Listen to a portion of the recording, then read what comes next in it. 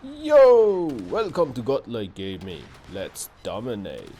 Smoke mechanics are actually the most misunderstood system in the whole game, and you probably think smoke is just a button you press and hide, but here is the part nobody talks about. Smoke has three different types, and each one changes how you survive. The basic type is stationary smoke, which divides in two types itself. The regular long-term smoke, which American ships use most of the times, and its purpose is to either hide your teammates and give them time to rotate when they need, or use it inside cap zone and contest for objective. Then we have short burst smoke, which is usually used by British ships, and its main use is to hide yourself in open waters and hit the enemy hard for short duration, but it requires your teammates to spot for you. Of course, you can use both of these types for common purposes,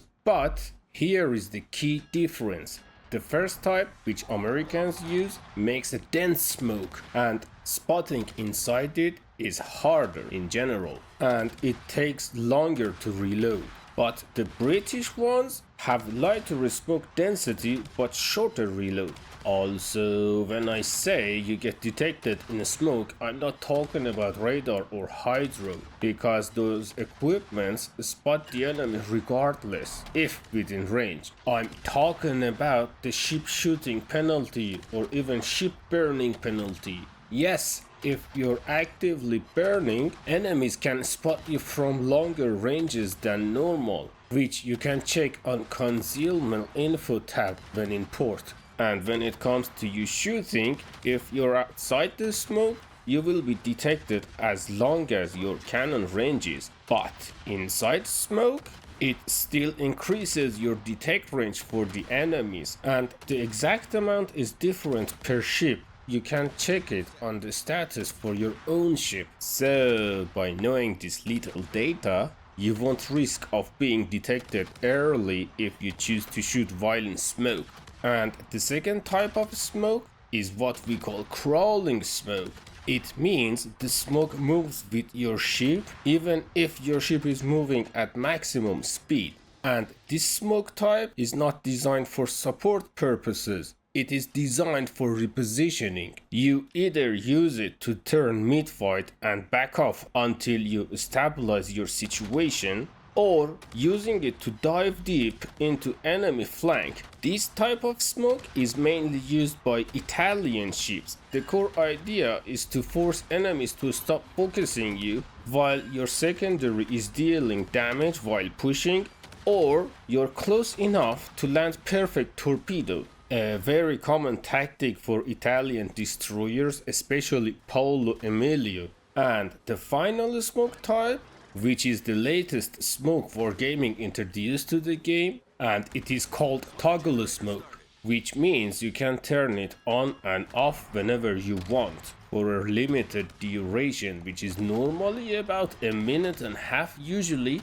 and the main use for it is to hunt destroyers. The idea is you get close enough to detect them, then pop the smoke, take a sharp turn towards your allies and repeat the process again. Now, let's talk about mistakes that makes your smoke a disadvantage to your team actually. So always keep in mind, if your teammates are behind your smoke screen and there is nothing on the flank to spot them, it is counts as if they are inside the smoke screen. In case of when they shoot, of course. So the worst thing that can happen is to pop a smoke and break the line of sight, especially if you're playing a destroyer and you don't spot immediately after smoking. Because that's your job, basically. As a destroyer, you have to spot the enemy. Second mistake is you just smoke in cap zone without being detected in advance. Because this action makes your smoke super useless, even dangerous, because enemies will send torpedoes especially inside the enemy smoke. So you essentially make a target for them to shoot blindly while you're not even spotting. Third mistake is not asking your teammates to drop a smoke for you, because how else they should know you plan to turn or reposition if you don't communicate. Fourth mistake is setting a smoke screen for no reason, because enemy can see your smoke regardless of detection range. It is always visible on the horizon and obviously gives them idea where to search, and your smoke is in cooldown. The final mistake, which devastates your entire career, is to smoke next to your enemy smoke, because what you're doing essentially expands the smoke of your enemy and blind yourself as well. So in situation that your enemy smokes really close to you, the best action is to push inside their smoke instead, because when you're that close, there is no turning back anymore. Alright, that's for today's video. Don't forget to sub, and God is out!